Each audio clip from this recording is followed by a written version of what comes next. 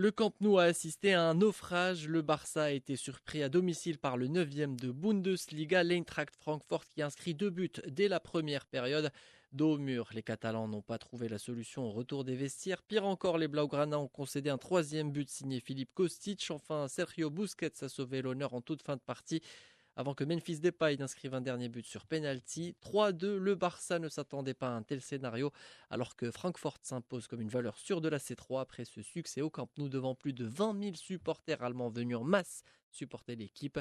David Lortolari, notre consultant pour le football allemand. Alors là, c'est pas vraiment le talent qu'on retiendra avant tout, c'est la culture européenne de l'Eintracht. Cette qualité de combat, cette qualité collective que l'Eintracht avait démontré déjà plusieurs fois dans les campagnes européennes sans remonter à son titre de 1980. Mais on l'avait vu récemment échouer en demi-finale au tir au but contre Chelsea. Eh bien, il y aura une nouvelle demi-finale pour l'Eintracht. Francfort a mis tous les ingrédients qu'il fallait. Du physique, de la robustesse, un peu de talent aussi, malgré tout, il faut bien le dire. Et après avoir mené 3-0, il s'est fait un peu peur en se faisant remonter à 2-3.